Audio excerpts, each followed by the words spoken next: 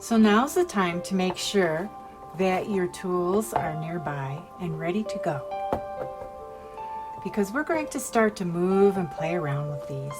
And by the way, if you haven't noticed, yes, it's messy, and messy is fun, but we do have to make some order from this. So let's see how this card comes together. So here's my card blank, and I know I want to start with this card. So here she is, and it looks like she's going to nicely fit on most of this card. So sometimes I like to rub a little bit of a crease in there so I know where the boundaries are.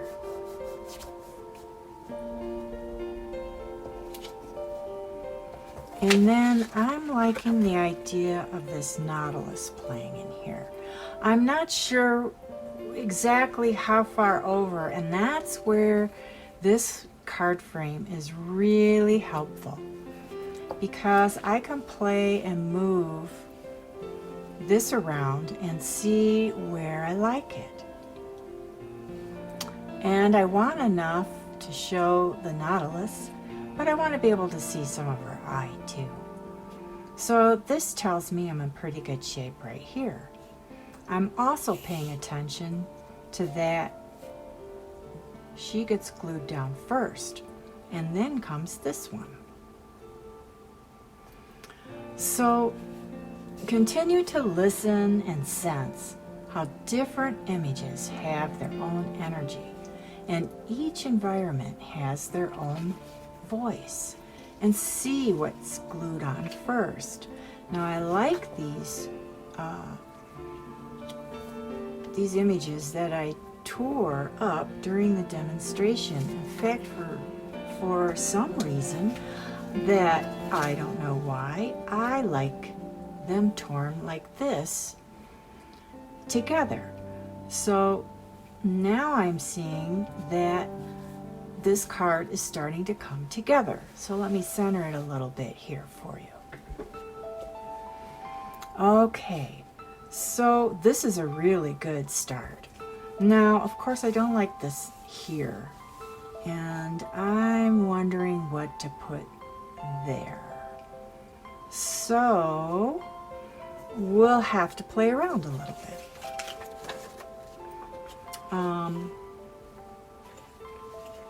Maybe I get some trees in here. Or maybe I just reverse this total idea here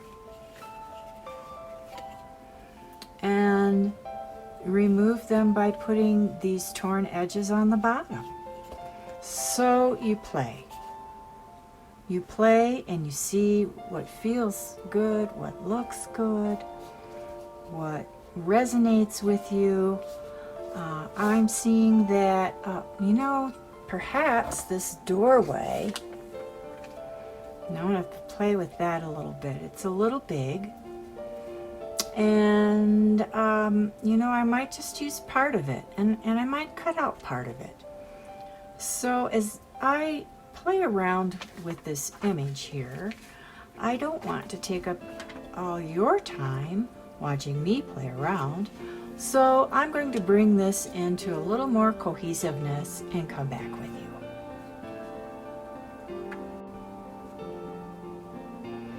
So the first thing I'm going to do is glue this background down. So this is how you do this. I'm going to first take and glue both cards, this on the back side and this on the front side. And then I'll show you what happens next. I've glued both sides together, and now I'm going to, oops, I caught my little head here. Now I'm going to adhere them onto the card. And you can move and slide around a little bit. This particular glue I like a lot. I'm chemically sensitive, and this glue has no odor. And I'll make sure I include it in the link below the description so you know where to get it. The other nice thing about this glue, so see, I started pushing down and I remembered, oh, I wanted to move it up a little bit. And this glue is very forgiving, which is another reason I like it. I'm going to work from the middle out. As you see that you are not getting the perfect demonstration here, and this is a good thing because it's very rare that things happen perfectly. Now another thing I like to do is take an edge of a charge card, or here's one here, and gently from the center out,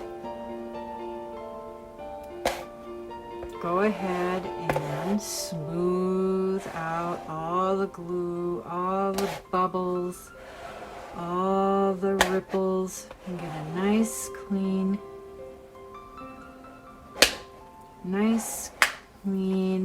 glue down on the back of this card.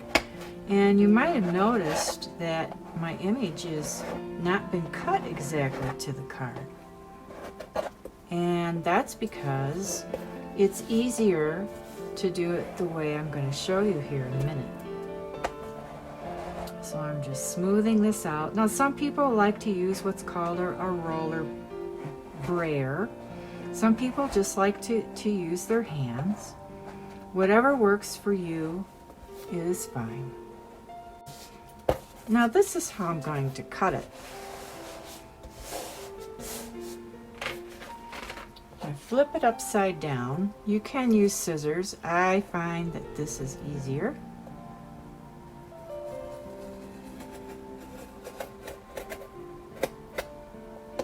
You can kind of scribe it first and then go back over it and get a good cut. Sometimes it's better to do it that way by just giving it a light swipe first and then going back over it. You don't have to worry about it catching and wrinkling when you do it that way.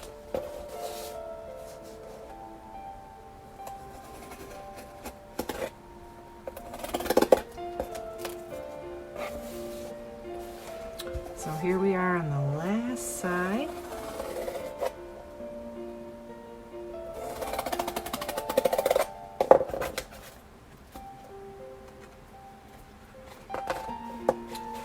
And we have our card down.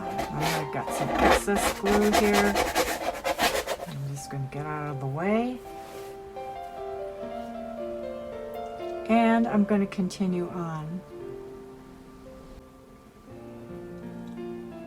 So this is what I have come up with. This makes no sense to me. This little weird guy's faces, or they just want to be in here. Perhaps I'll find more about why they want to be there later. But for now, this is kind of a semblance of how things are laid out. And I like this boundary here, so I like to rub the edge. It tells me kind of where the edge is. And then I want to move things around. So again, this is where the frame starts to come in, and you can see it starts to help bring things together. So now I'm going to just take all these and glue them together, and I'll be back with you in a few moments.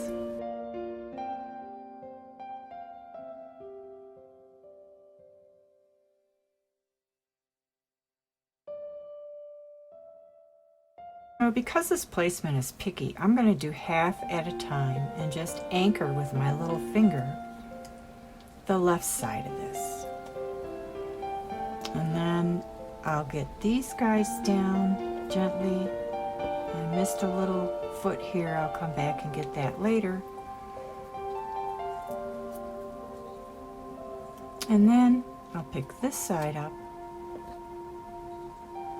and go ahead and give it some glue. A little glue where it's going to go. Getting my edges. And just kind of gently place it, and I have a little foot sticking up here. So I'm going to go ahead and just gently give it a brush with some glue and place that down like that. So now I have my funny little heads glued down, and I'm ready for the next step. Here I'm just replacing some things to make sure that everything is where it's supposed to be. This is a little tricky, but this way I'm sure things are going to go where they belong. And I'm going to go ahead and glue the doorway first, and then the little head, and then the final ground, and I'll be right back. At this point, I have everything glued down except for my final piece. So I'm going to go ahead and flip the card and cut this excess off to make things more manageable. Now I'm ready to put the Nautilus part on, and I have positioned it and kind of rubbed out where I want my corners to be, and I'm ready to glue that down. So here's where I am with the card now, and there's a little area here as I sit and take this in that kind of jumps out at me that doesn't quite fit with what's going on. And I don't know why, because at this point I really don't know what's going on yet. But I know I need to do something about it. So I found this picture of a purse that had this lacy pattern, and I cut it out, and I think I might be able to do something with it. So I'm going to go ahead and do that.